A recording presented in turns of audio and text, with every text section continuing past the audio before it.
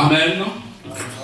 Na pesibiso nyonso mbote na kombo na Yesu. Ik groet ons allemaal in de naam van Jezus. Nzambe apambola présence ya moko na moko. God zegen iedereen van ons. Vraiment ezali esengo ya komona na tongo ya lelo. Het is echt met de blijdschap dat wij elkaar ontmoeten in deze ochtend. Tozali ko continuer na enseignement na biso. We gaan verder met onze sur l'organisation de l'église. Met onze thema over het organisatie. L'église ya Nzambe segele ezala organisée. Hoe de kerk van God georganiseerd moet zijn. Et depuis 3 ou 4 dimanches, dus sinds 3 of 4 zondags, Papa na biso Abraham, met papa Abraham, ateyaki biso sur l'église. Die heeft ons gesproken over de kerk. Na lumbango na komeka kosala moi résumé mukie. Met de snelheid, ik zal een beetje introductie geven. Papa Abraham atalisaki biso que tokoki kolobela église te. Papa Abraham die heeft ons laten zien dat we niet over de kerk praten. Sans que tolobela na nkolo ya église. Zonder eerst de eigenaar van de kerk te kennen. Et amonisaki biso ke kolo ya église eza Jésus Christ de Nazareth. Ons zei dat de eigenaar van de kerk is Jezus Christus. Yende mokonzi ya église. Hij is de eigenaar van de kerk. Bien-aimé eza na mutu moko te akufela yo na ekulusu. Er is niemand voor u gestorven op het kruis. Même baparents na biso bakokaki kondima responsabilité wana te. Zelfs onze ouders konden dat niet accepteren. Mais Yesu oyo azalaki Nzambe na lola. Maar Jezus die zelf God was daarin. Andimaki komisala moto. Die heeft een vorm van mensen. Andimaki komisala moto na masumu. Hij heeft zich in de zondag gemaakt. Akufelaki biso na ekulusu. En die is gestorven voor ons. Kwete yo na ngai tobikisama. Zodat we leven konden krijgen. Mo oyo tozobenga église. Het woord de kerk. Ezala fondé fabriqué na motu te. En dat is niet van iemand komen. Pour la première fois, voor de eerste keer, eza Yesu muta prononcaki mo oyo église. Jezus kwam zelf uit de mond van Jezus, naam van kerk. Donc nakokamwa soki nazomona bato bazali kozwa kombo ya église. Ik verbaas me als ik zie mensen die naam van de kerk nemen. Mais bazali konetola Yesu te. En toch Jezus wordt niet lukata kombo na yo mususu. Jezus wordt niet geprezen, dus zoek aan de naam. Pesa kombo na yo mususu. Geef gewoon aan de naam. Mais kopesa église te. Maar zeg niet de kerk. Église, mokonzi nango eza Jésus Christ. De kerk, de baas van de kerk is Jezus. Amen, amen. Amen. Papa Abraham atalisaki biso. Papa Abraham die liet ons zien. Adefinisaki église elingi koloba nini mo wana église. Definitie van de kerk. Ezali ceux qui sont appelés hors de. Mensen die zijn geroepen van. Batu oyo ba tie bango mise à part. Dus er zijn mensen die apart zijn gezet. Et la Bible nous dit. En de Bijbel gaat verder. Toza na kati ya mokili.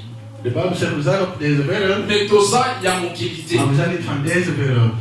Bien-aimé, tozalaka bapakanu. Oh, we waren gewoon ongelovigen. Ba esclave ya diable. We waren echt de slaven van de duivel. Mais Yesu alongola biso na kawana. Maar Jezus heeft ons gepakt van die andere kant. Amemi biso na royaume céleste. Die heeft ons genomen in de hemels. Nde esika koningrijk. Mo ya église ebimeli. En daar komt de kerk vandaan. Donc église zali batu nyonso oyo Yesu atia apart. Dus de kerk betekent mensen die apart zijn gezet door Jezus. Mosali na Nzambe atalisaki biso. De dienaar van God die liet ons zien. 5 sortes ya appellation ya église. 5 soorten van een kerk of die wordt genoemd. Ya liboso atalisaki biso église corps du Christ. Eerst heeft hij ons laten zien dat de kerk als lichaam van Jezus. Corps du Christ ezali batu nyonso oyo bayamba Yesu lokola mokonzi pe mobikisi bazo former nzoto ya Yesu. Dus lichaam van Jezus is een groep of mensen die Jezus heeft ontvangen als redder en die vormen een lichaam van Jezus. Donc eza lokola voiture bien-aimée. Zoals een auto bijvoorbeeld. Tokoki kobenga yango na kombo nango te tokoki koloba te ke eza voiture. We kunnen niet zeggen het is een auto. Soki basangisi bapiesi te po ya kokoma voiture. Dus een auto wordt niet een auto zonder alle de samenstelling van de onderdelen. Donc une voiture ezali ensemble ya bapiesi nyonso ya muntu ezosala voiture. Dus een auto is een samenstelling van onderdelen. Biso pe tozali kosala corps du Christ. En wij vormen ook het lichaam van Jezus. Moko na moko azali organe ou azali constitué corps du Christ. Dus ieder van ons is een orgaan of een deel die tot het lichaam van Jezus hoort. Mosali na Nzambe atalisaki biso lisusu. De dienaar van God liet ons nog zien. Église universelle. De universele kerk. Église universelle ezali bana na Nzambe nyonso oyo bazali koexiste na kati ya mokili mobimba. Universele kerk, het gaat, dat wil zeggen, iedereen die Jezus gelooft overal ter wereld.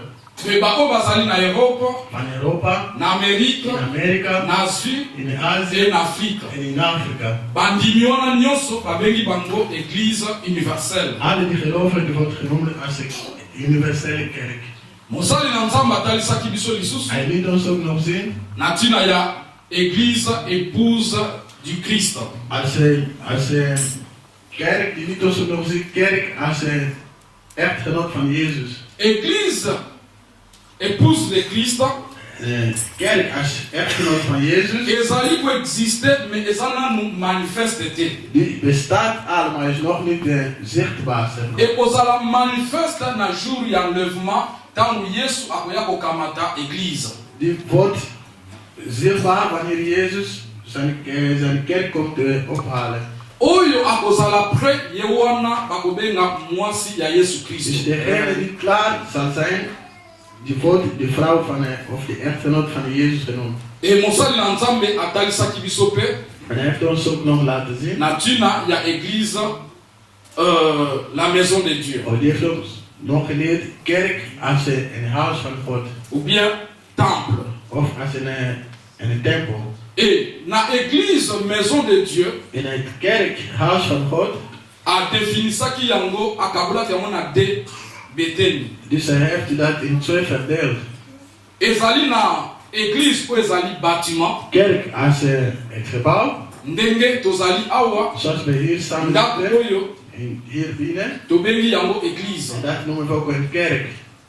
Mais Église oyo eza vraiment na mutuya mingi te. Maar deze kerk heeft niet zoveel waarde. Importance nango ezali De waarde van deze kerk is. eza esika oyo ezopermettre biso toya kokumbisa mokonzi na Het is biso. gewoon een plek die dat alles mogelijk maakt zodat we hier kunnen komen om samen God te kunnen loven. Mais soki tobimi awa Maar als we deze plek verlaten, bademon mpe bakoki koya kosala makambo na de bango awa. demonen kunnen ook weer andere dingen komen doen. Bamusicien mpe bakoki koya kosala makambo na En de bango awa. tovenaars kunnen ook hier komen om andere dingen te doen. Donc il faut pas to imaginer que ndenge tokendaka wana Nzambe atikalaka na kati awa. Dus we moeten dat nooit in ons hoofd zeggen dat we, als we hier verlaten, dat God hier binnen blijft. Nzambe ezali yo na ngai mutu toyaka na ye awa. Dus God is de samenstelling van ons allemaal die hier komen. Esika bato mibale misatu basangani na kombo na Yesu. Waar 2, 3 samenkomen in zijn naam, Ye azali kati na hij bango. is ook aanwezig tussen de Mais mensen. ntango toye kati na esika oyo Dus als we hier komen, Nzambe mpe aye. God komt ook. Mais soki tobimi Als we weggaan, Nzambe mpe abimi. God gaat ook weg. Donc eza kaka juste un lieu oyo ezopermettre biso toyeba kobondela. Het is enkel een omgeving die ons die kans heeft om het te kunnen bieden. Donc en réalité In de realiteit, bâtiment oyo tokobenga yango église te. dus deze ruimte kennen we geen kerk. Esengeli tobengaka yango lieu de prière. We kennen deze noemen als een plek van gebed. Mais lokola maison mère, Maar zoals het een huis, église catholique, zoals het katholiek, ekotisa biso makambo ebele. katholieke kerk die heeft ons heel veel. Oyo après ntango tobandi koverifie na bible tomoni ke ezalaka nango ndenge wana te. Dus nadat we de Bijbel hebben goed gekeken, we hebben geconstateerd dat Mais het tellement niet ke is. tokola ndenge wana tomesana nango, Maar het is een gewoonte van ons geworden. biloko mosusu ezalaka difficile ya kolongola En yango. sommige dingen zijn moeilijk om dat te verwijderen. Amen, amen. Amen. Eza lokola ba Noël. Zoals kerst. Eza na bato ti lelo mpona ye Noël. Non, non, non, non, non. Er zijn mensen die alles doen voor de kerst. Mais pendant que Bible ezoprouve biso jour ya Noël eza jour Yesu abotama te. Terwijl de Bijbel zegt ons dat Jezus niet op die dag geboren. Donc église tant que bâtiment Dus kerk als gebouw eza lieu de prière. is een omgeving van gebeden. mosali na nzambe atalisi biso lisusu Hij heeft ons ook nog geleerd que église ezali comme temple ezali yo na ngai. dus de andere kerk is ook in de tempel van God die wij zijn. Mutu nyonso oyo ayamba Yesu lokola mokonzi mpe Die mobikisi iedereen die Jezus heeft ontvangen als zijn redder, ozali temple ya je bent ook nzambe. in de tempel van God. Bible lobi eske boyebi yango te ke banzoto na bino ezali temple ya nzambe esika molimo santo esengeli afonda. De Bijbel vraagt, weten jullie niet dat jullie lichamen in de tempel van God is waar de Heilige Geest hoort en te wonen? Bandeko esengeli tosalaka keba na certain langage Dus we toyebisa. moeten altijd uitkijken met onze woorden. Ntango tolobaka église na biso bolingo eza te. Als we zeggen, onze kerk heeft geen liefde. Église na biso bahypocrite baza ebele. Er zijn veel hypocrieten in onze kerk. Avant tout esengeli ya liboso mitunaka église nini yozolobela. Dus voordat je zoiets zegt, je moet je eerst zich afvragen, je moet je afvragen Parce que over welke église kerk na praat je. eza yo moko. Want de eerste kerk bent u zelf. Ozali église. Je bent een kerk. Sikoyo oza lolenge nini. En hoe bent u zelf? Otambolaka lolenge nini. Hoe wandelt u zelf? Etant que temple ya nzambe. Als een tempel van God. Bible ezoloba na biso quelque part. De Bijbel zegt ergens, Mutu ya kodétruire temple ya nzambe, iedereen die de kerk van God vernietigt, nzambe mpe akodétruire ye. en God zal hem ook vernietigen. Sikoyo verset wana adefwa tointerpretaka yango malamu te. Maar soms bekennen dat niet zo goed tot mensen brengen. Elingi koloba Dat wil oza zeggen, temple ya je nzambe. bent de tempel van Siko God. soko détruire temple na yo Dus etant que temple ya als je nzambe, er een tempel die bent van God nzambe mpe vernietigen, akodétruire yo. en God zal het ook vernietigen. Komona nanu bato ya mosika te. Je moet niet eens mensen van Mais ver zien. mimona nanu yo moko par hasard ozodétruire temple ya nzambe Je te. moet eerst naar jezelf kijken. Ozali temple ya nzambe. Misschien bent u jezelf de kerk Nzambe aza na besoin ozwa nzoto na yo ozwa yango soin mpo nzambe ayeba korenie kati na God yo. vindt dat u goed zorgt voor uw lichaam, zodat God daar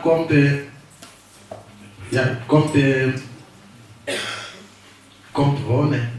Amen. Amen. E ya suka mosali na nzambe atalisaki En het biso, laatste wat we hebben geleerd, atalisaki biso oyo babengi église locale. hij heeft ons geleerd over een lokale kerk. Église locale ezali lisanga ya bana na nzambe Dat is samenkomst van de kinderen van God. bazokutana na kwe moko, na ville moko, na village moko, na pays moko songolo. Die ergens komen in een stad of in een dorpje of in een land die samenkomen. Ndenge tozali awa ezali église locale. Zoals wij hier zijn in Antwerpen is een lokale kerk. Bandeko oyo basambelaka après-midi bango mpe bazali église locale. En de mensen die na ons hier komen, die zijn ook een lokale kerk. Baninga mosusu bazosambela tout autour na kati ya Anvers bango mpe bazali l'église locale. En mensen die ook ergens binnen hier in Antwerpen zijn ook lokale kerken. Mosali na nzambe atalisi biso En die nou liet ons ook nog ke zien na kati église locale dat in een lokale kerk eza kaka mpo na basantu te. is niet alleen maar voor de heilige. Eza kaka basantu te mutu bayaka na kati ya Alleen église de locale. heilige komen in een lokale kerk. Bien aimé, problème oyo esalamaka na ntango ya bapotre. Oh, deze problemen bestonden in de tijd van Na apostelen. ntango ya 12 In apôtres de tijd van de 12 discipelen. bakanisaka ke église ezalaki mpo na basantu. En ze dachten dat de kerk was alleen maar voor de heiligen. Mais avec le temps Maar in de loop van de tijd, babandi koremarke bamusicien babandi kobima na kati ya église. dus ze zagen ook de tovenaars uit de kerk komen. baye kocomprendre ka église locale ezalaka kaka ya basantu En te. toen hadden ze begrepen dat de lokale kerk is niet alleen maar voor de heiligen. Mais ce que moi je sais, Maar wat ik weet, église locale in de lokale kerk eza esika is een plaats oyo bato bazali koya mpo bazala transforme. waar mensen komen om te kunnen veranderen. Po Yesu ayebisaki Petelo Jezus zei tegen Petrus,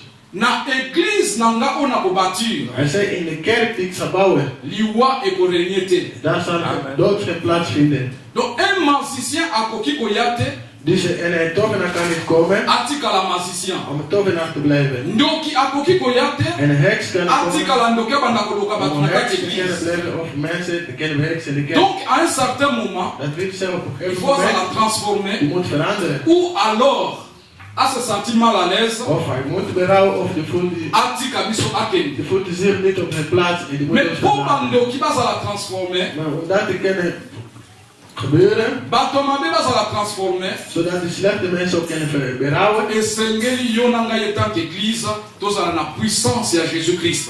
Maar eerst moeten u en mij als kerk, we moeten de kracht van Jezus hebben. Pondoki azobanga façon na biso toganga kati ya kobondela. Want de hek zijn niet bang voor onze manier van bidden. Ndoki azobanga te façon na biso toyembaka toadoraka. Ze zijn niet bang voor onze manier van de zingen of van de loven. Mais ndoki abanga kaka bien batu ya misala mabe babanga kaka kombo ya Yesu Christo. Maar de mensen die hebben alleen maar angst voor de naam van Jezus Christus. Et non seulement kombo ya Yesu Christo kaka oyo to wiko ganga. En niet alleen de naam van Jezus die we schreeuwen, Jezus. Mais il faut amona ke Yesu yozo ganga wana oyebi ye malamu. Maar die moet echt voelen dat die Jezus die je schreeuwt, Réellement Yesu wana azakati na dat die Jezus in u leeft. Nde tokoki ko changer ba vie ya ba. En zo kunnen we pas mensenleven veranderen. Amen, amen. Amen. Mosali na nzamba talisaki biso. En die van God heeft ons Makambo laten zien. nini esengeli toya kosala na église locale. Wat moeten we eigenlijk komen doen in de Rôle lokale ya kerk? église locale eza nini? Dus waarom komen we in de lokale kerk? Ezali sika tozoya kopersévérer na baenseignement. Het is een plaats waar we komen aan te leren. Ezali esika tozopersévérer na communion Het is fraternelle. een plaats waar we samenkomen als kinderen van God. Esika oyo tozopersévérer na prière, Het is een plaats waar we komen om te bidden. na fraction du pain, Om een brood te kunnen oyo delen. tobengi sainte seine. Wat we heilige tafel noemen. Et mosali na nzambe akendeki plus loin. En hij ging nog verder. Ezali très important Het is heel belangrijk toyeba komaîtriser makambo oyo. om deze dingen goed te kunnen bewaren. Amen, amen. Amen. Et mpo na lelo En voor vandaag tolingi tolobela mpo na ntina ya vision de l'église locale. dus we willen praten over de visie van de lokale kerk. Quelle est la vision de l'église locale? Wat is de visie van de lokale kerk? Avant tolobela mpo na ntina ya vision Voordat we over visie praten, ya église de locale, lokale kerk, nalingi tout d'abord todéfinir vision eza nini. we willen eerst de definitie van een visie even openbaren. Na sens général, Op een generale manier, vision ezali image oyo moto azomona na mosika. een visie is een imago van iemand die van ver kijkt. Eloko oyo moto alingi koatteindre, Iets wat iemand wil bereiken. yango wana babengi vision. En dat is een visie. Na sens biblique, Op Bijbels manier, vision ezali makambo oyo nzambe alakisi moto na surnaturel. en er zijn een andere visie is het dingen die God openbaart aan iemand op een heilige manier, zeg maar. Op een Elingi geestelijke manier. koloba En dat wil okozala zeggen, ya kofanda, je kunt misschien zitten zijn misu na yo ya kofungwama, en je ogen zijn open. me nzambe afongoli yo misu ya molimo. En maar God laat je nog, Obandi komona makambo bato mosusu bazomona en te. God laat je geestelijk dingen zien wat andere mensen niet zien. Okoki kozala ya kolala, Je kunt ook slapen zijn nzambe abandi kolakisa yo makambo, en God begint je dingen te laten zien. yango wana babengi vision. En dat noemen we ook visie. Donc en bref, Dus in het kort, vision eza makambo oyo tolingi toatteindre. dit zijn dingen die we willen bereiken. Raison oyo ezosangisa biso, Dus de reden die ons hier samenbrengt. yango wana babengi vision. En dat is de visie. Amen, amen. Amen.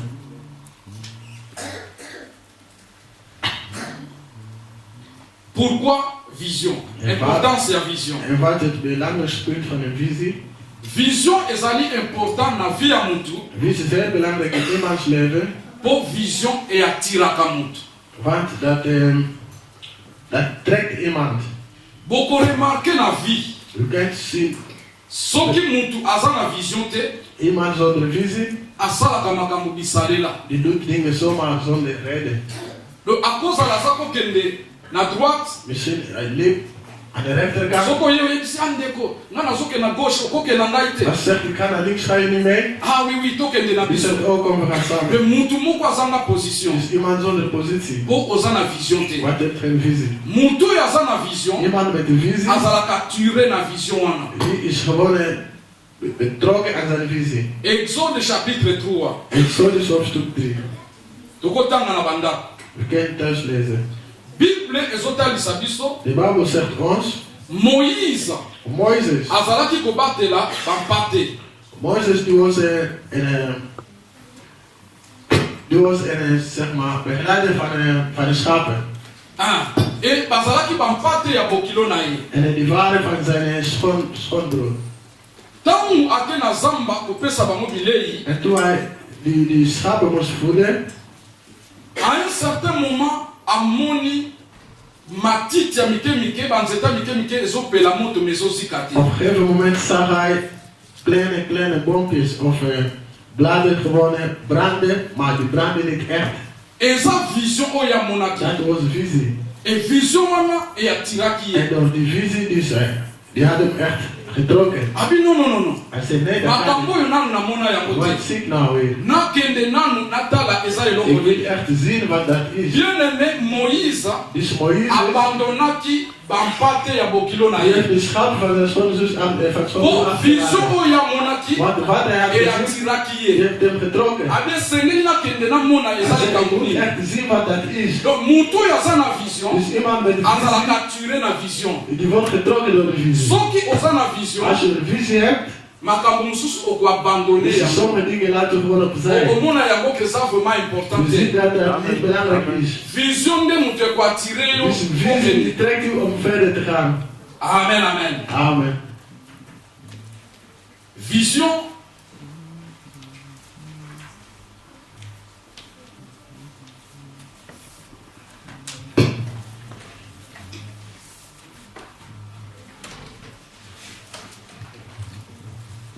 vision epesaka direction. En de visie die geeft u een richting.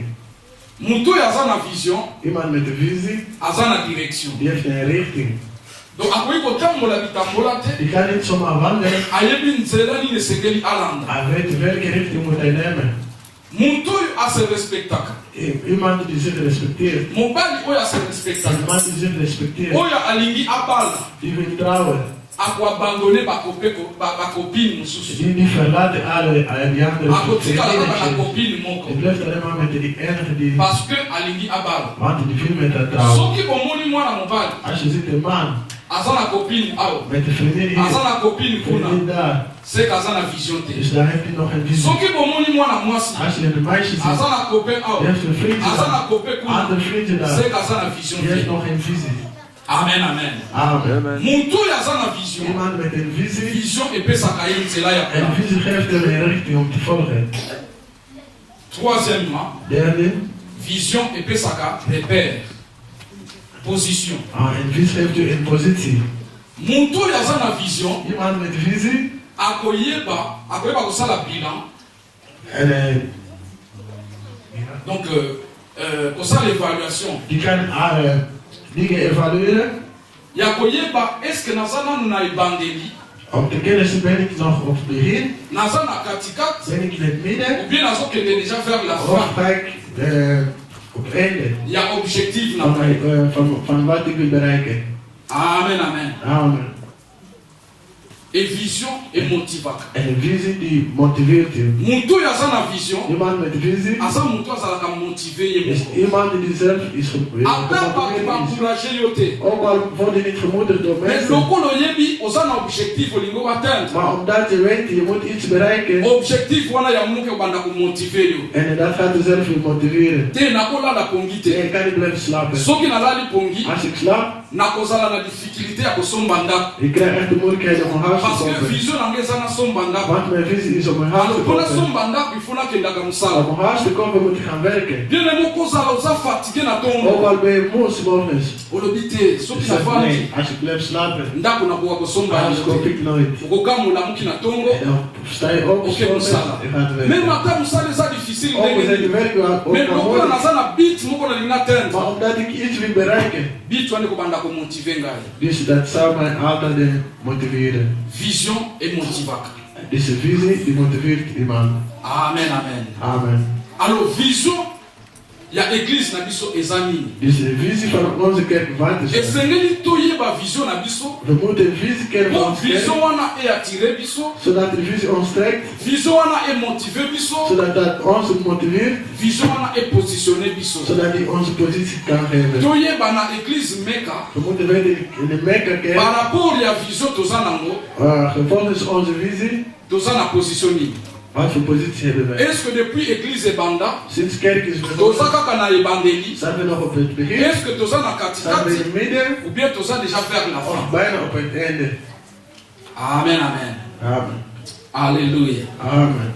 Mais avant Tolobela, vision ya église mega. Maar voordat we over de visie praten, Et c'est Tolobela nanu, vision ya église corps du Christ. we moeten eerst praten over de visie als kerk die Jezus lichaam is. De Tokoki Kolobela, vision locale te, We kunnen niet over lokale visie sans praten que to touche vision ya corps du Christ. zonder eerst het lichaam van Jezus te raken. Amen, amen. Amen. Bien-aimé, il est très important. Het is heel belangrijk Bana nanzambe to comprendre dat kinderen van God begrijpen pourquoi tozo sambela. waarom we komen bidden. Pourquoi to yamba Yesu. Waarom hebben we Jezus ontvangen. Vision ya église corps du Christ. Visie van het lichaam van Jezus als kerk. Ou bien bit ya église corps du Christ. Of de bedoeling van Jezus als een kerk. Ezali paradis. Dat is de hemel. Of Donc paradijs. finalité ya makamyo ezali Het paradis. einde van alles is het paradijs. Of in de Soki hemel. Yesu andimaki kotika lola, Als Jezus alles verliet, ayaki na mokili, hij kwam hier. amisali moto, Die was veranderd in alati mens. nzoto ya masumu, Die heeft zondag, andimi kokende na ekulusu, zondag het lichaam genomen en hij werd gekruist. akufi na Hij is ekulusu, gestorven. bakundi ye, Hij is na begraven. troisième jour En de derde asekuli, dag is hij opgewekt. akefanda na droite ya Hij tata. zit aan de rechterkant van Ezaka Vader. mpona objectif moko, Het is alleen maar om één ding te bereiken. eza po amema yo na paradis. Gewoon om ons mee te nemen naar paradijs. Bana na nzambe esengeli to comprendre, Dus we moeten goed begrijpen. oza na besoin libala eza mabe te, Wie te trouwen is niet slecht. oza na besoin ya mosala mabe eza Wie te te, werken is geen probleem. oza na besoin osomba ndako wi, Wie te een huis kopen is geen probleem. me biloko wana nyonso Met alle die dingen. ekotikala na Die mokili zullen awa. hier achter blijven. Amen, amen. Amen. Alleluia. Amen. Eza mabe te, Is niet slecht. me ekotikala. Maar we zullen alles achterlaten. Finalité na biso bien aimé, Het eindepunt van eza ons paradis. is het paradijs. Siko bana na nzambe ebele, Dus heel veel kinderen van God, tokomi kobosana objectif wana. we vergeten onze bestemming. Tokomi distrait na makambo ya mokili. Dus we zijn echt door de dingen van de wereld Même biso bate, afgeleid. même biso bate. Zelfs de predikers. Bokolanda mateya na biso mingi kaka ezali okozwa. Als de meeste prediker kijkt, je ziet alleen maar Zo praten kopesi over okoswa. zegeningen. Okosomba Je ndako, krijgt zo, okobala. je zult niet Me krijgen. tozolakisa bato te, Maar we laten mensen niet zien finalité ya nyonso dat onze bestemming ezali paradis. is paradijs. Question nanga ezali, En de vraag is, soki Yesu aye lelo, als Jezus wat daar komt, zala sincère, dus het- korepondre no ngai te, je hoeft niet te antwoorden. zala sincère. Soki Yesu aye Als sikoyo, Jezus nu komt, est-ce que akomema yo na paradis? dus kan hij u echt meenemen. Amen, amen. Amen. Eza même question ngai mpe na mizongiseli. En die vraag komt ook terug naar mij. Soki Yesu aye lelo, Als Jezus wat daar komt, est-ce que akomema nga na dus paradis? ga ik echt mee. Bana na Nzambe yoka. Kinderen van God luisteren. Nazopesa bino mwa illustration. Ik geef jullie iets. Mwana mwasi nyonso Elke vrouw of meisje azalaka na besoin à un certain âge babala ye. die op een gegeven moment, als je zo'n leeftijd bereikt, Siko die wil dat hij of zij echtgenoot wordt van iemand. Of dat ze trouwt. ntango mobali abimeli Als ye, een man komt, et surtout soki afiance ye, en vooral als ze verloofd zijn, akomi déjà na assurance ke bakobala ngai. die heeft daar zo, of zij zal verzekerd van, die gaat echt met mij trouwen. Siko na temps ya fiançailles En in de tijd van de verloving, mobali akoki kosombela meme voiture kope na yo, die man kan misschien een auto voor je kopen. akoki komema yo na barestaurant ya cher, Die kan naar een restaurant, zo'n dure restauranten. akoki kosombela yo bilamba ya cher, Die kan dure kleren voor je kopen. me na suka soki ayebisi yo Maar op het einde, als ke je je zegt, suis désolé, moyen nabala yo eza te. spater nooit kan je met je trouwen. Nyonso wana oyo asalelaki yo Alles wat hij heeft gedaan voor je, eza vanité et vanité. dus dat heeft geen waarde meer. Est-ce que motu moko azocomprendre? Begrijpt iemand me? Amen, amen. Amen. Elingi koloba Dat wil zeggen, Yesu Jezus, akopeso libala die kan u Yesu de man akopesa yo geven of mabota. een vrouw. Yesu akopesa yo mbongo. Die kan u geld geven. Akopesa yo nyonso oza nango Die kan besoin. u alles geven wat je nodig hebt. Me mokolo ya suka. Maar op de laatste dag, Soki alobi als je zegt, eza yo te. jij gaat niet mee. Me nyonso wana eza vanité. Dus alles heeft gewoon geen enkel waarde. Finalité na biso ezali paradis. Onze eindbestemming is gewoon paradijs. Donc chaque jour ya bomoi na yo. Dus elke dag van onze leven, Esengeli osepozaka we question. moeten ons weer afvragen. Soki Yesu aye Als lelo. Jezus vandaag komt, Est-ce que nakozala na ye na paradis? dus ga ik echt mee naar paradijs. Amen, amen. Amen. Tellement que Yesu ayebaki Omdat Jezus dat que wist, finalité eza paradis. dat eindbestemming paradijs is, Pendant que ba disciple na ye terwijl hij met zijn discipelen, bazalaki na posa die wilden, bamonaka maître na bango, die wilden hem altijd zien, batambolaka na ye, samen met hem ntango wandelen. bazomona foule ezolanda bango, Als er mensen zagen achter bango Jezus, balobi wa ze zeiden, oh mokili glorie. ezomona Oh, mensen zien azalaka ons, ja. disciple ya Jésus. Dus ik ben echt de ster met Mpo na Jezus. bango ezalaki Voor hen, Yesu azala na bango kati na voor hen mokili is, oyo. moest Jezus echt hier blijven. Me yoka maloba ya Maar Yesu. luister naar woorden van Jezus. Bapotangeli biso livre ya Jean, We gaan naar Johannes, chapitre 4, hoofdstuk 4, verset 1 à 3. vers 1 tot 3. Lisons le livre de Jean, chapitre 4, du 1er au 3e verset. Amen. Jean 4, 1, 3. Nous allons du Seigneur. Le Seigneur sut que les pharisiens avaient appris qu'il faisait et baptisait plus de disciples que Jean. Jean combien? 4. 14. Ah. Pardon. Jean 14, verset 1 à 3. Jean 14, du 1er au 3e verset. Nous lisons au nom du Seigneur. Que votre cœur ne se trouble point. Croyez en moi et croyez en Dieu et croyez en moi. Il y a plusieurs demeures dans la maison de mon Père. Si cela n'était pas, je vous l'aurais dit. Je vais vous préparer une place. Et lorsque je m'en serai allé et que je vous aurai préparé une place, je reviendrai et je vous prendrai avec moi afin que là où je suis, vous y soyez aussi. Amen. Amen. Amen, amen. Amen. Pendant que bayekoli, Terwijl die bazalaki na posa, ze zin hadden bazala na Yesu Kristo na mokili awa, om met Jezus hier op aarde te blijven, voilà Yesu atalisi bango finalité ya makambo. en Jezus heeft een eindbestemming laten zien. Alobi mitema na bino etungisama te. Dus ik wil niet dat jullie zorgen maken. Bondimela Nzambe, Geloof in God bondimela mpe ngai. en geloof ook in mij. Na ndako ya tata, In mijn vaders huis, bifandelo ezali ebele. er zijn genoeg plekjes. Soki ezalaki bongo te, Als het niet zo was, nakokaki koyebisa bino te, dan had ik jullie ke beloofd nakebongisela bino place. dat ik een plaats ga voorbereiden. Me soki nayebisi bino ke nakebongisela bino place, Maar als ik zeg dat ik een plaats ga voorbereiden, eza mpo na ndako ya tata, bifandelo bisika ezali ebele. is het omdat er genoeg plekken zijn. Ntango nakokende, Als ik terugkeer, nakoprepare place. ik zal een plaats voor jullie. Nsima nango nakozonga, En daarna zal ik terugkomen nakoya kokamata bino. om jullie mee te nemen. Natina ke Zodat esika nga nakozala, waar ik zal zijn, bino mpe bozala. en jullie zullen daar ook zijn. Amen, amen. Amen. Quelle promesse. Wat een belofte. Ndeko mokili ekoleka. Dus alles zal voorbij gaan. Nyonso ekoleka. Alles. Melola. Maar paradijs. Bible elobi kuna pasi ekozala te. De Bijbel zegt daar zal geen Miljoen lijden ekozala te. plaatsvinden. Geen moeilijkheden. Pourquoi na mokili oyo Waarom hier op deze wereld? okopesa bomoi na yo epai ya Kristo U geeft uw leven aan Jezus. et après operdre En daarna, la vie éternelle? en daarna het paradijs missen.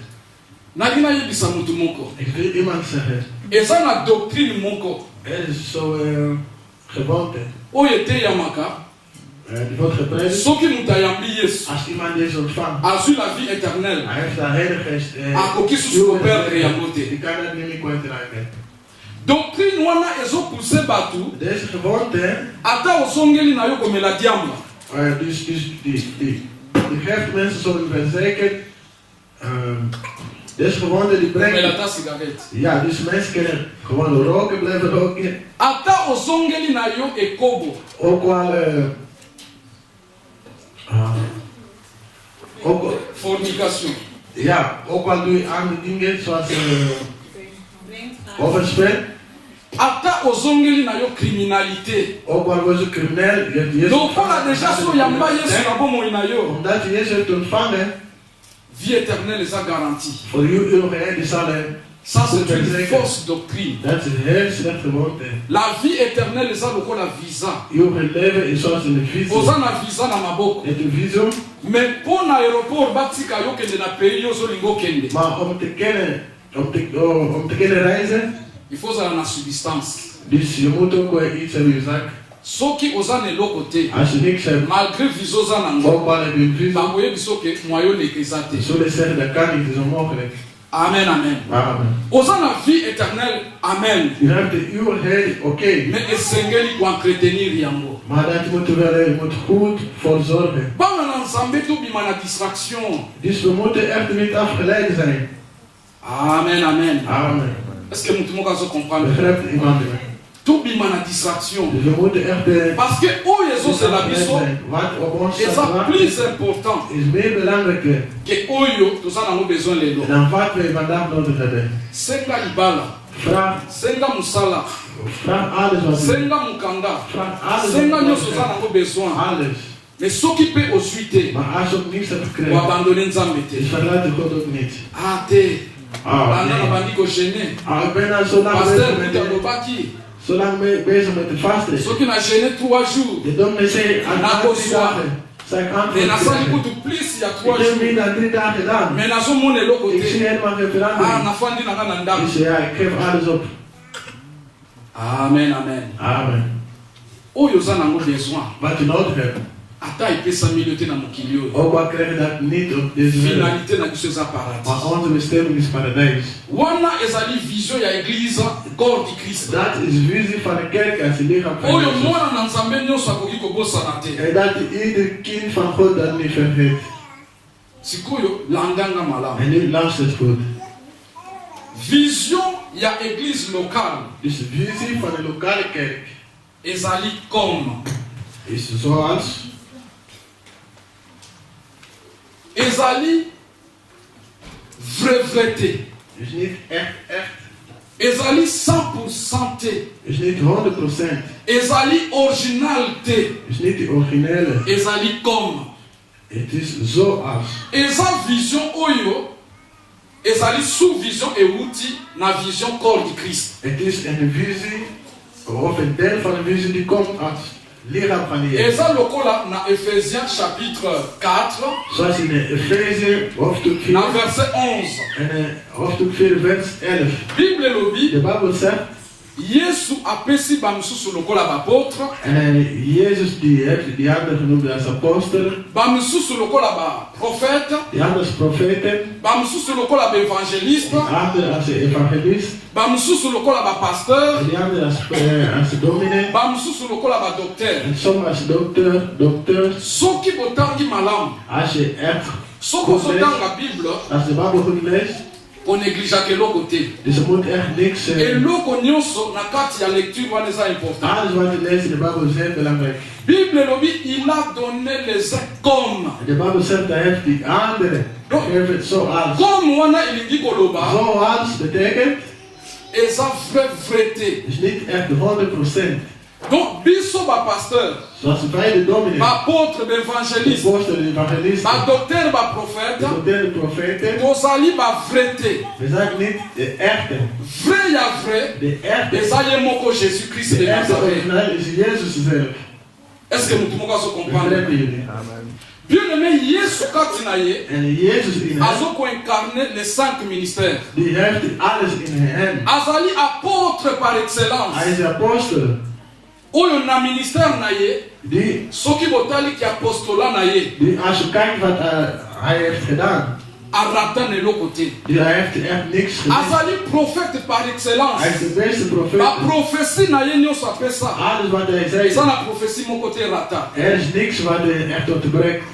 Azali évangéliste par excellence. Hij is de beste evangeliste. Oyo atikala kosala ta ba fiche te. Die nooit Po batu balanda ye batu abongola batu mitema. die nooit een flyer heeft gemaakt. Of Azali pasteur par excellence. hij is de beste.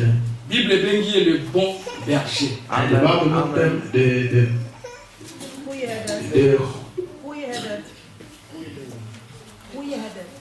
goede herder. Azali docteur par excellence. Hij is de beste dokter. Oyo 3 ans et demi ya pamba. Die alleen maar in 3,5 jaar. Afanda na 12 apôtres. Die zat met 12 discipelen. Mais mokili mobimba ebuja évangile kenda mokili mobimba cause ya 12 apôtres. Maar de herder die was echt de herder heeft over hem gehoord. Oyo biso na classe ba université sakangula boni. Universiteit Holland, gaat universiteit 5 jaar. Ça dépend. Ja.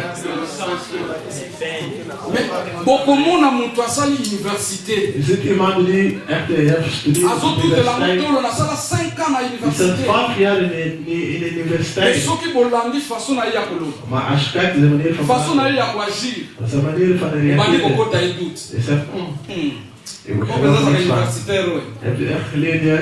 Te andimite. Ik geloof het niet. Okomo luka oya ko présenter ba diplôme. En dan kom je met diploma kijken. Diplôme pe basombaka. En diploma kan je kopen. Amen amen. Amen. Mais Yesu 3 ans Maar et Jezus alleen maar demi. in de 3,5 Oya jaar fandaki na bayekoli. met zijn discipelen. Enseigner bango maloba Hij na heeft ze Nzambe. geleerd het woord van de Heer. Tango bayekoli babimi. Toen ze weggingen, Mokili mobimbe ningani. dus overal ter wereld. Po Yesu atambolaki na bapays ebele te. Want Jezus niet zo Asuka ver aan kaka geweest. na Israël na mwa moke tango bakimaki na ye na Alleen in Israël en een beetje in Egypte. Egypte. Il est docteur par excellence. Hij is de beste dokter.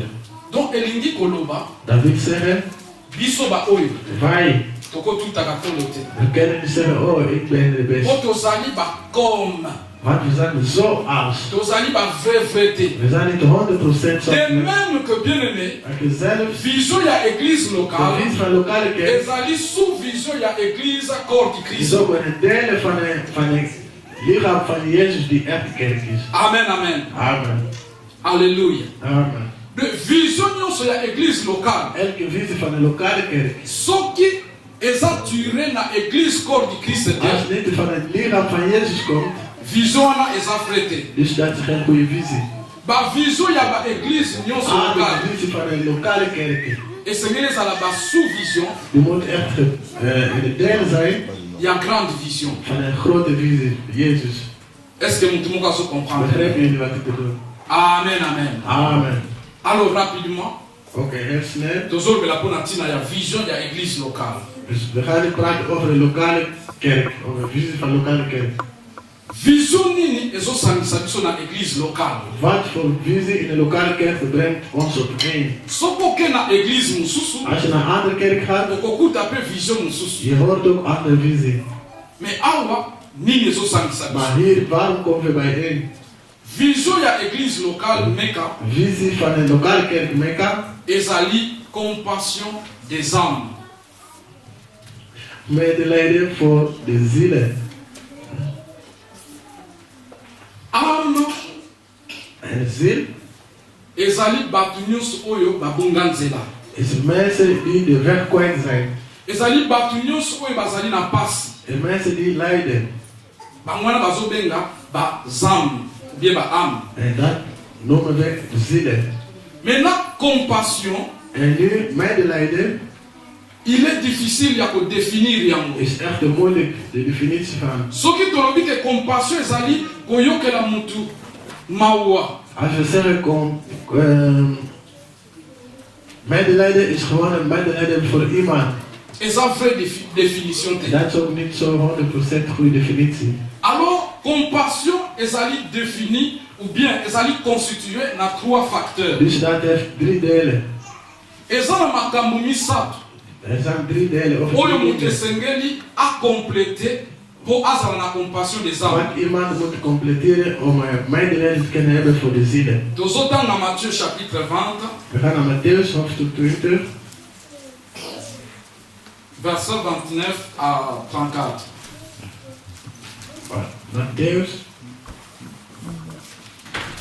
Matthieu chapitre 20, hoofdstuk 20,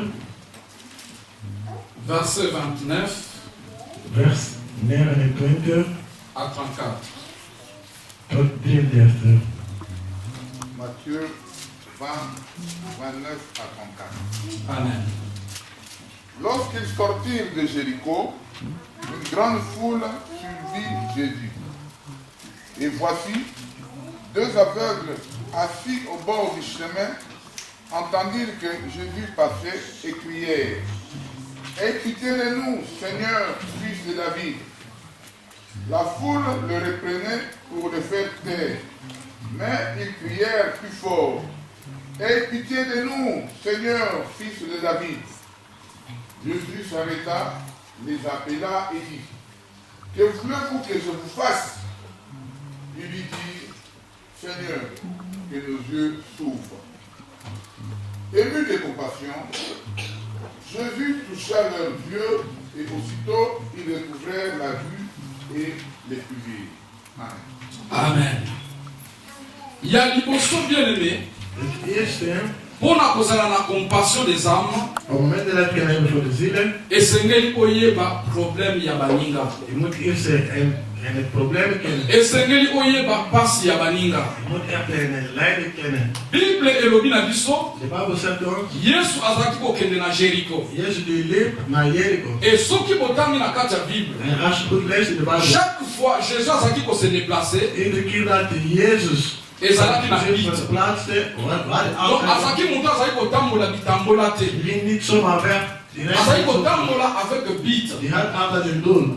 Yesu alongwe na Jericho, Jezus verliet Jericho, azokende quelque part. die ging ergens. Bible elobi, De Bijbel zegt, foule ezalaki kolanda ye. er kwamen heel veel mensen achter hem. Foule oyo ezalaki kolanda ye, Mensen die achter hem kwamen, bazalaki koeleve ye. er waren mensen die hem Yesu grand die waren prêtre. hem te geloven. Yesu aza danger. Jezus, oh, hij is echt Yesu de beste. abikisaka. Jezus die redt mensen. Me na kati ya foule wana, Maar tussen al die mensen, ya bato bazalaki koeleve ye. mensen die alles, die goede dingen Yesu zeggen over ayoki Jezus. mongongo. Jezus heeft een stem gehoord Ya bato moko bazoganga. van de mensen die waren in het schielen. Jésus, fils de David, Oh, Jezus, kind van de David. aie pitié de nous. Oh, heb medelijden met ons. Na évangile mosusu, In een andere bokomona versie, bazolobela ezalaki mutu moko Bartime. de Bijbel praat over Bartimaeus. Ezali erreur ya Bible te. Dat is een fout van de Bijbel. Ezali compréhension ya badisciple. Dat is een begrip van de discipelen.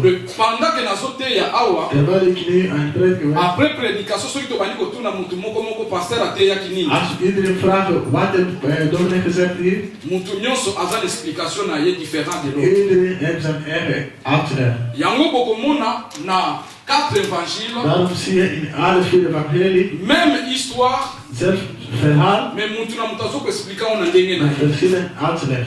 Ezali faute te, ezali erreur te, Er is geen fouten, ezali mutu azokoexplike na compréhension na ye. maar is er gewoon iemand, iedereen van hen heeft uitgelegd op zijn eigen manier. Alors, Yesu ayoki, Dus Jezus die hoorde de stem. parmi ya foule, Tussen alle die eza na mensen, bato moko hij bazoganga, hoorde mensen gillen.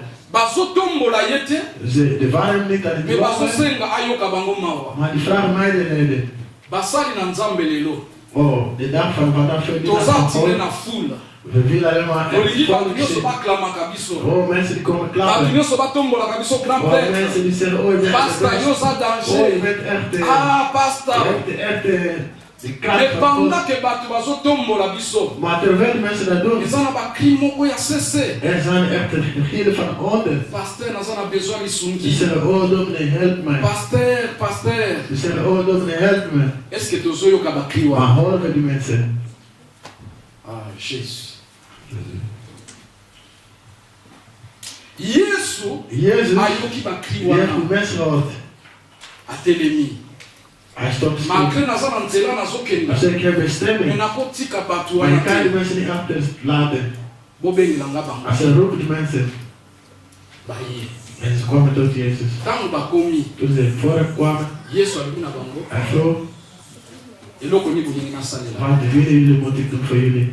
autrement elingi koloba Anders wil ik zeggen, problème na bino eza nini of wat is jullie probleem? boexplike nga nanu Kan jullie uitleggen? nayoki bozoganga fils de Ik david hoorde epite de nous jullie, o zoon van David en Madeleine met ons. problème na bino eza nini Wat is jullie probleem? moto oyo aza na compassion Iemand met medelijden. fo aluka ayebaka baproblème ya Je bato moet eerst het probleem kennen van die anderen. okozala indifférent te Je kan niet anders zijn. na vie ya bato Na Van ba het probleem leven ja. van mensen of probleem van mensen. est ce que moto moko azo comprendre Begrijp je? mais bana na nzambe Maar kinderen van God. tozobeta makambo kala Maar we doen alsof we niet zien. tozomona bato apase autour na We zien biso mensen die echt lijden. tozokipe bango te Maar we hebben geen interesse.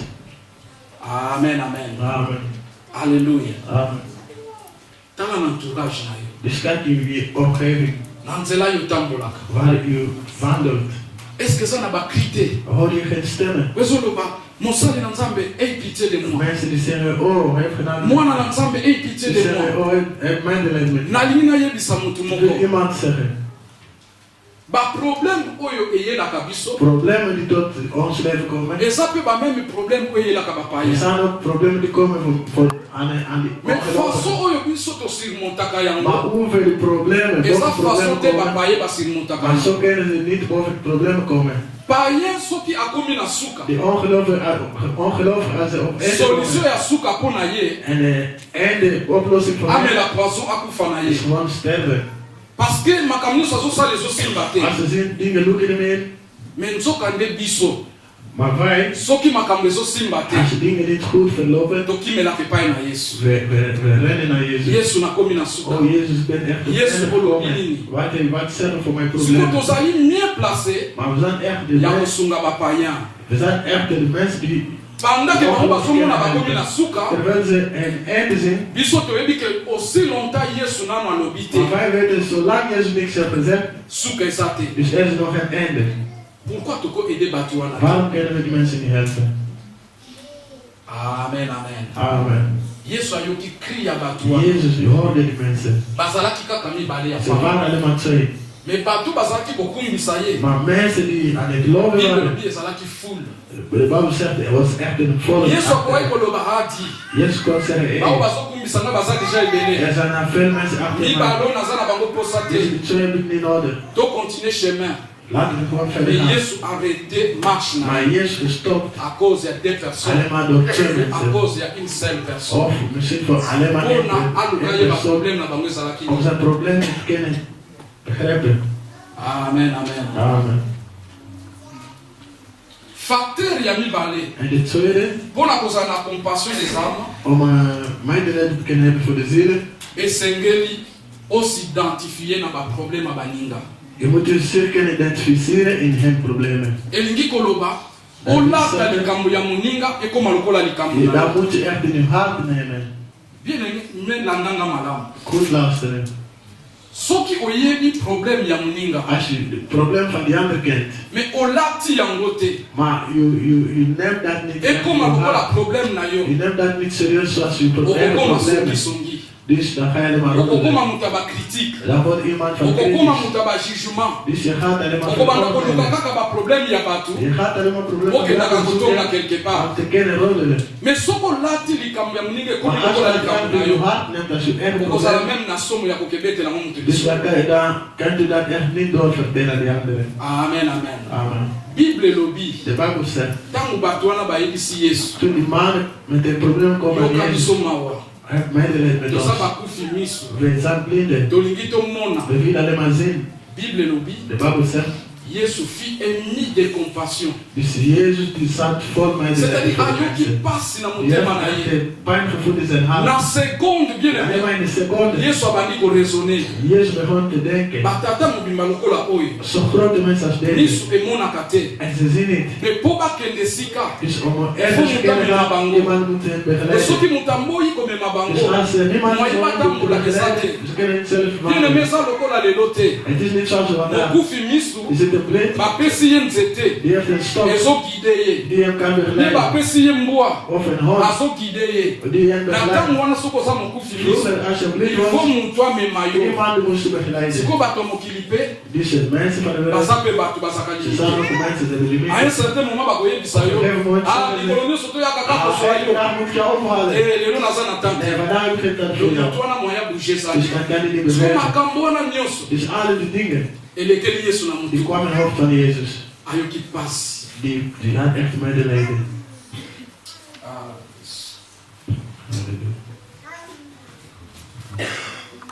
Come on.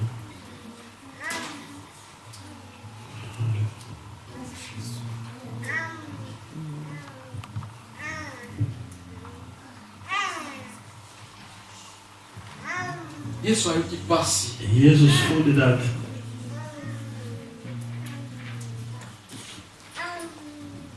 troisième chose Derde, ya compassion van het medelijden van de zielen. ntango olati likambo ya motu Als je iemands problemen in je hart esali yo hebt pasi en je voelt dat problemen, kosuka wana te dus dan moet je niet daar maar. soki osuki wana Je moet daar niet eindigen. babengi yango pitié Dus dan noemen ze gewoon, ja, een ziel.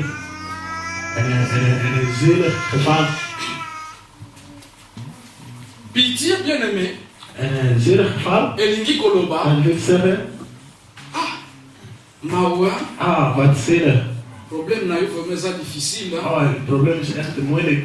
mais nasala nini Maar wat kan ik voor u doen? vraiment nzambe amona yo Oh, dat God gewoon u wana ziet. eza compassion te Dat is een medelijden. wana eza pitié Dat is gewoon een zielig voelen voor iemand. yesu ntango acomprendre pasi na Toen bango Jezus dat voelde, bible elobi de Bijbel zegt, yesu apesaki bango eyano en Jezus antwoordde, bomona zei, zie, miso efungwamaki bango en ogen ging open. motu oyo aza na compassion des âmes Degene met medelijden van de ntango ziel, olati problème ya als je motu problemen in je hart hebt, esengeli oluka solution je moet een oplossing ndenge nini zien te nakoki kosunga vinden. motu oyo Hoe abima na kan likambo je aza nango helpen om tot een oplossing te komen? soki biloko misato oyo Als je aan die drie dingen, ekokisami als je alle die drie dingen hebt, wana olobi naza na compassion des dan âmes zeg je, ik heb echt medelijden voor de zielen. bien aimé landanga malamu Luister goed. toza bato toza limité Er zijn mensen, we zijn beperkt. okokutana na mutu Je kan misschien iemand tegenkomen. explike yo problème na En die ye legt u uit zijn omoni probleem. vraiment ke eza mpo na yo eza impossible En u ziet echt, oh, het is onmogelijk. mais landanga bien Maar luister goed. oza na barelation Je hebt ook relaties. likambo eza difficile mpo na yo Wat moeilijk is voor u, ntango mosusu na barelation na yo misschien in uw omgeving, eza na in motu moko relaties. akopesa yango eyano Misschien is er iemand die oplossing kan tala na vinden. barelation na yo Kijk in alle uw ndenge relaties. nakosunga ndeko Hoe oyo kan ik die echt helpen? soki mpe na barelation na yo Als je kijkt in je omgeving of moto je akoki relaties, kosunga yo aza er te is niemand die kan antwoorden. tozali na intercesseur au droite du Oh, we ya hebben papa Jezus aan de rechterkant van Vader. yesu aza na droite ya papa Jezus zit aan de rechterkant van azali Vader. kointercede Die zit voor mpo ons na ntina na gebied. biso Die bidt voor ons. buka ata mabolongo Oh, ga misschien op loba je knie. yesu Zeg, oh Jezus, pourquoi ndeko oyo na comprendre nayebi problème je na ye kent zijn problemen.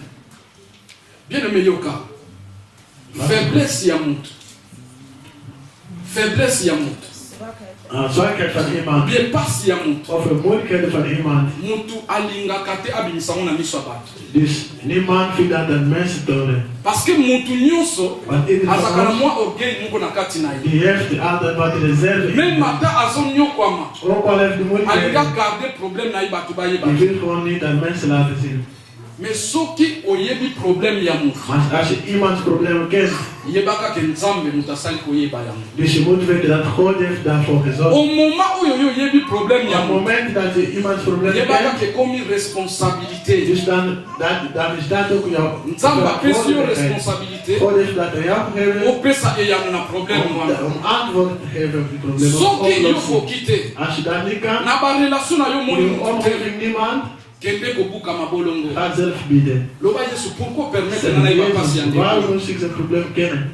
yawe sembola loboko Zeg, laat u ndeko oyo een atatola antwoord, zodat ik kan ke motu oyo wandelen. ayebisi baproblème na ye Iemand die zijn problemen Aza n'importe qui overwacht te. aan iemand is niet zo. aza Iemand mwana na is nzambe een kind van God. amen amen Amen. Est-ce que mutu moko azolanda? Begrijpt iemand? Compassion des âmes. Oh, medelijden voor de zielen. Esengeli pour remplir 3 facteurs. Je moet echt aan de 3 dingen deelnemen. Ya koluka koyeba ba problème ya bato. Een probleem van mensen te kennen. Ya kolata yango. En om dat te nemen in je hart. Pe ya koluka solution. En om oplossing te zoeken.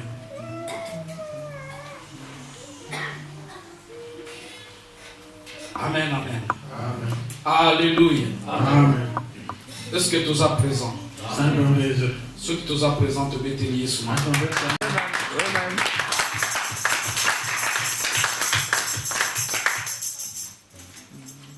On a reçu qui ça? Enige.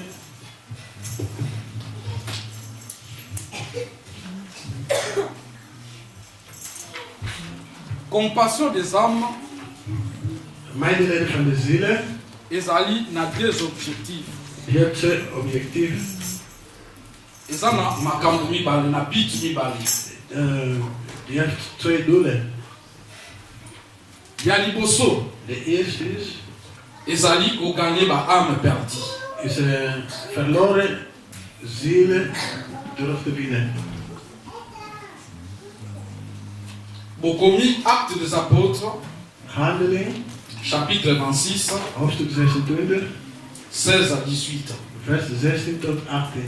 Wana toketanga na bandako. Dat kunnen we thuis lezen. Ezali tango Nzambe abengaki apôtre Paul. Toen Jezus apostel Paulus had geroepen. Mission oyo Nzambe apesaki apôtre En Paul. die missie die hij krijgt van God. Et tozotanga 1 Timothée, En we gaan in Timotheus chapitre 2, hoofdstuk 2, verset 3 à 7. vers 3 tot 7. 1 Timothée, chapitre 2, Hoofdstuk 2, 3 à 7. vers 3 tot 7.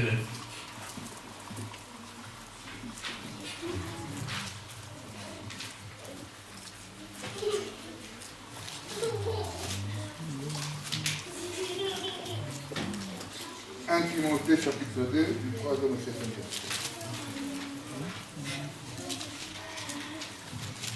Cela est bon et agréable devant Dieu notre Sauveur, qui veut que tous les hommes soient sauvés et parviennent à la connaissance de la vérité.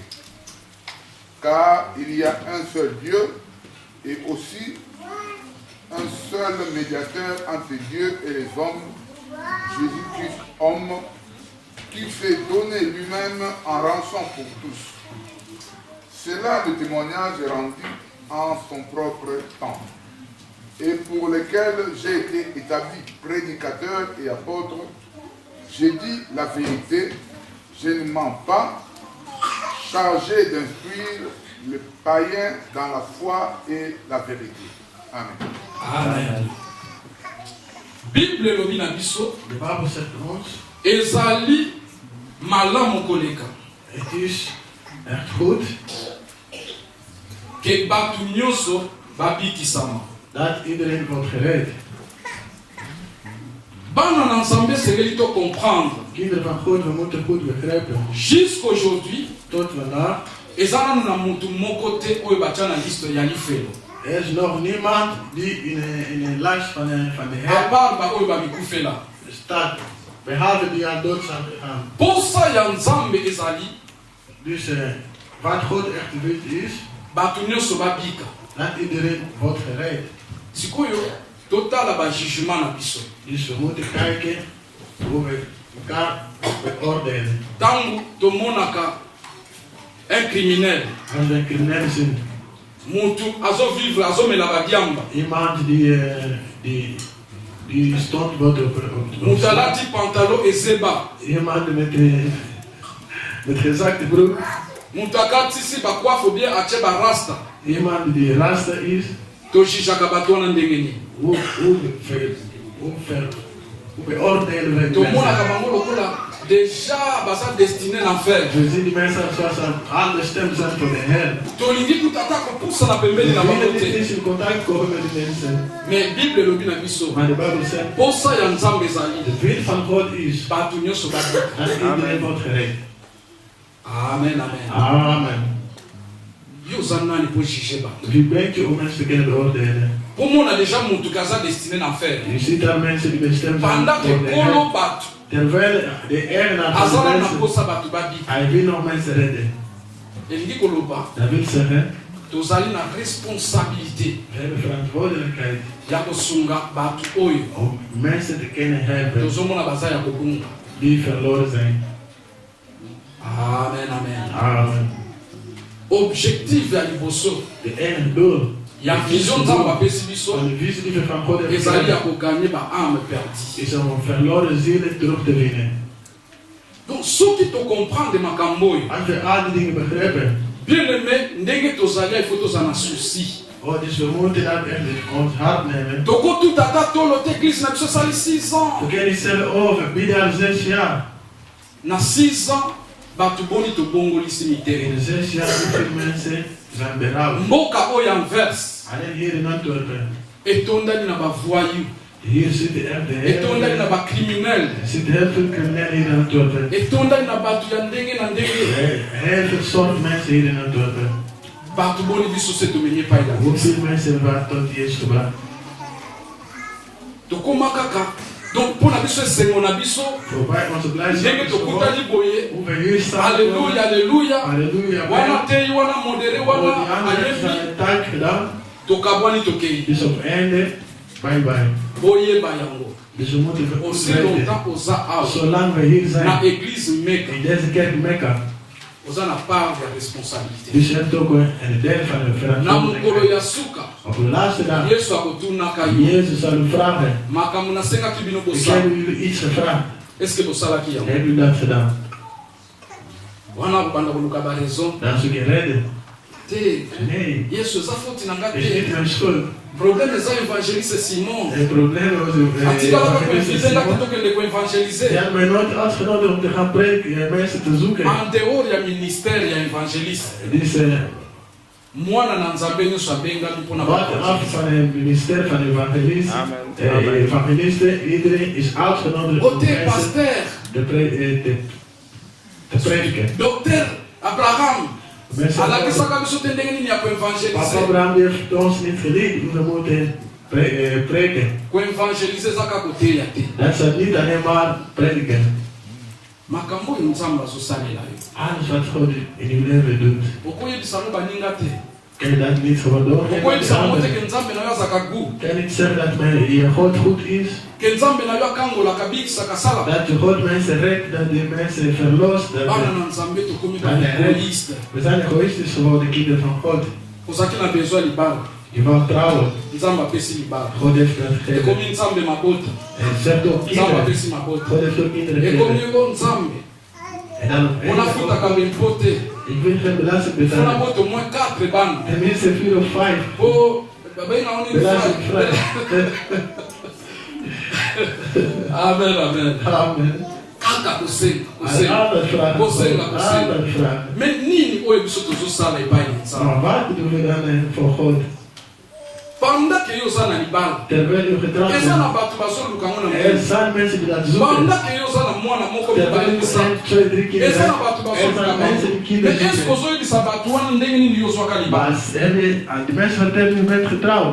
Est-ce kozolakisa bato wana ke soki oye epai na yesu makambo oza nango bezwe kopesamela yo? Maar hier mensen dat als ze tot Jezus komen, dat ze dat ook zullen krijgen wat u hebt. Amen, amen. Amen. Exemple. Dat is Donc, kosala bango suivi, koaider bango baavancer. Coaching. begeleiden van de zinnen. Ah. Eza lokola mikolo oyo mwana na nga Deborah Zoals de laatste dagen. nayebi te soki akozala assistant Coach. Ik weet niet of ze assistent wordt. ye na monoko ne kaka assistant. Zij altijd assistent. Na fin de l'année ntango tolobi moto na moto apesa projet na ye Eind van dit jaar ben je gevraagd het project van iedereen. ye alobi yo te nga naza na besoin Jonathan azala assistant na nga. Assistent.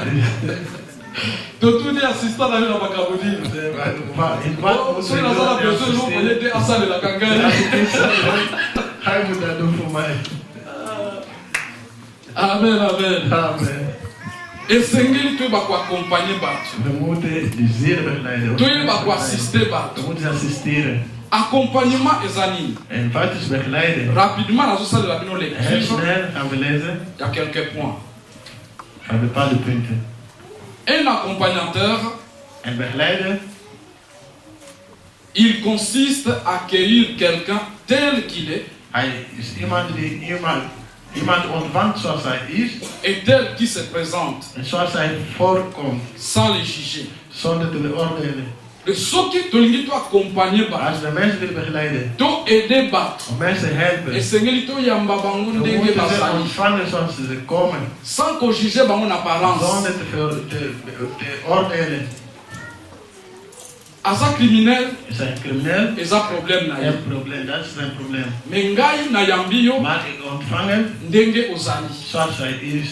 Na vie bien aimé, In het leven, soki o accepter nanu mutu ndenge azali te, als je iemand niet accepteert zoals hij is, akofongolela yo pe ba problème na ye te. dus je zult ook nooit iets van hem horen. Okoyeba pe kosunga ye te. En je kunt hem ook niet helpen. Donc tolongola jugement, We moeten eerst niet toluka to beoordelen, accepter nanu bato maar we ndenge moeten bazali. mensen iets accepteren zoals ze zijn. 2. Tweede, Écoutez ce qu'il dit de lui-même et de sa vie, aandacht te luisteren wat hij zegt over hem en over zijn leven, ses joies, ses projets, zijn vreugde, zijn projecten, sa demande, zijn aanvraag, ses difficultés. zijn moeilijkheden. Koluka nanu koyoka ye. Eerst moet hem goed horen. Ayebisa yo ba problème na ye, Hij moet jou alles vertellen, zijn problemen, ba difficulté na ye. zijn moeilijkheden. Un bon accompagnateur En goed begeleiden. azalaka mbangu ya koloba te. Hij gaat niet snel te woord, Mais esengeli ozala na écoute. maar hij luistert aan Ntango moto azoloba, als iemand na praat, makambo nyonso oyo akoloba, en alles wat hij zal te vertellen. okocomprendre solution nini okoki kopesa ye. En dan als je goed luistert, okocomprendre problème na ye eza met nini. oplossing komen van dan Mais begrijp soki je het toza mbangu probleem. ya koloba, Maar als je snel te woord gaat, tokocomprendre eloko te. dan zult je hem nooit begrijpen.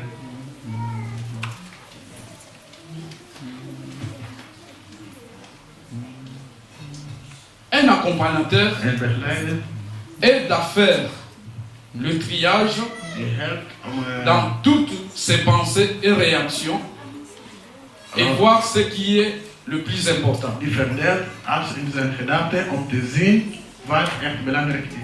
C'est-à-dire, Dat wil zeggen, soki moto aye koyebiso makambo na als ye, iemand met zijn problemen tot je komt, na makambo nyonso wana ye alobi, en alles wat hij vertelt, osali triage. dus dat moet je verdelen. Wapi oyo eza En positive, je zoekt de positief wapi oyo eza en négative. negatief.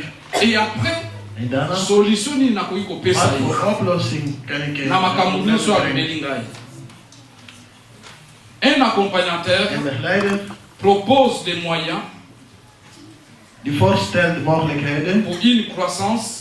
voor een groei, Donc, alukaka kopesa kopropose ba moyen die voorstelt mogelijkheden na mutu oyo ayeli ye ba aan problème degene die met problemen komt, po mutu wana akoka kochanger. zodat die kan veranderen of groeien. Nalingi bocomprendre nga malamu. Ik wil dat u aandacht luistert. Un accompagnateur En begeleider adesidaka na place ya bato te, die azwaka badécision na place ya bato te, beslist niet in plaats van die anderen, mais alakisaka mutu moyen maar die geeft of die laat hem ya de ndenge mutu akoki mogelijkheden kosan zien sortir na problème na ye. hoe hij oplossing kan krijgen voor de problemen. Parce que soki olakisi mutu azwa décision na likambo moko boye, Want als iemand leert om een beslissing te nemen voor zo'n oyebisi mutu probleem, te yo banda lelo fo otika komela masanga en zegt vanaf vandaag moeten stoppen met drinken. mpona kosepelisa yo. Om u blij te maken misschien. Akoyebi so oui pasteur Hij nati zegt gewoon, ja, ik stop Na komela vanaf. soute. Ik ga niet meer drinken. de soki aza komela ngo na présence na yo, Als die in uw aanwezigheid akomi optrouwt, komela ngo ya kobomba, die gaat dan schalen e drinken. mutu wana moyen oyo ede ye lisusu eza Dus te. dan kunt u hem niet meer helpen. Mais soki olakisi ye Maar als je hem laat zien badanger nini ezali na komelaka wat masanga, voor gevaar zit in bezopenheid, soki moto azwi conscience, als iemand dat ye begrijpt, moko akozwa décision ya hij zal zelf koabandone. een beslissing nemen. Et ce qui mutu ye moka sur décision ya kwa En abandonner. als iemand zelf beslissing neemt, Boye baka ke décision est sincère. dus dan moeten wij echt dat Akobandonner mbala moka ko dat songela hij suki. alles verlaten. Bana na nzambe basali na nzambe. Kinderen van God, To koma ko forcer batu. we forceren mensen Basala certaines choses. om dingen te doen, bepaalde dingen te doen. Te. Nee, Biso to te ya maloba na ze nzambe. moeten alleen maar To het la woord van sabango God, ce qu'il faut. we moeten ze leren het woord Et à van la God. fin mutu ye moko azwa En décision. op het einde moeten ze zelf A beslissen comprendre que ah. om te Donc begrijpen. eloko na sala ke za mabe. Dus wat ik dus heb, Esengeli na tambola ko etanke mwana na is ik nzambe. hoor zo te wandelen als C'est kind ça van un God. accompagnateur. Dus dat is een Un begeleider. accompagnateur azwaka ba décision na place ya bato te. Een begeleider die neemt nooit beslissing voor die ander. Un accompagnateur Een begeleider azali mpona koaider moto azala organise na vie. is iemand die helpt zodat iemand georganiseerd is in zijn leven. Na vie soki moto aza organise te, Als iemand niet georganiseerd is, il faut pas s'attendre que moto wana akoki kosépanouir na vie. dus verwacht niet, kozala na vie moko ya bien. dus verwacht niet dat hij een goede leven zal hebben.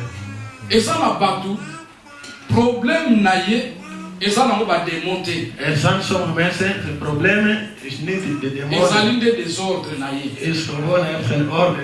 Donc asalaka makambo na désordre. Hij doet alles zomaar zo in Siko orde. ntango baconséquence ekoya En wanneer de consequenties abandi komona bandoki ya famille. komen, dan begint hij de heks te zien van de familie. Nzoka problème eza nde oza désordre. Terwijl het probleem alleen maar zonder Siko un accompagnateur en een begeleider, soki eza na bacritère oyo un accompagnateur ifo azala nango, als er dingen horen die een begeleider moet hebben, il faut un esprit ya discernement. je moet dingen kennen, odiscernaka bavie ya bato. je moet kennis hebben van de mensen. Zodat Ocomprendre que ndeko oyo après kolanda makambo na ye je moet nyonso vi kennis na ye, hebben van, na alles wat ik heb gehoord van hem, problème na ye eza désordre. ik denk dat het probleem is dat hij heeft Obandi een koede ye ndenge orde. akozala organise na vie. Dus dan gaat je hem helpen hoe hij zijn dingen kan organiseren. Moto oyo aza désorganise na vie na ye, Iemand zo'n organisatie te leven, désorganisation wana komema ngo petit na église. dus dat brengt hij ook in de kerk. Moto oyo azalaka na difficulté ya kozala ponctuel na vie na ndako na ye, Iemand die problemen heeft, na barendez-vous na ye, die nooit op tijd komt te zijn awa bata afspraak. pasteur ogangi o Mathieu Kiti, Ook al schreeuwen we 100 keer hier, okobanda omoni kaka yaka na je retard. ziet hem, komt altijd te laat. Yango wana tolobaka bien aimé, Daarom zeggen wij, si ça dépendait que de moi, als je het aan mij laat, église tokozala même ata na règlement d'ordre intérieur te. dus dan de kerk zou niet eens een orde hebben. Église eza esika ya baloi te. Een kerk is geen plaats van de wet. Kezongisi boye esali boye, Met de fo kosala mpe wet. kozongisa boye. Doe dit en doe dat. Tolakisa bato nde bazwa conscience. We moeten alleen maar mensen leren. Mutu soki azwi conscience, Als iemand mentaliteit conscience ekobanda kotrouble ye moko. dus dat verandert hemzelf.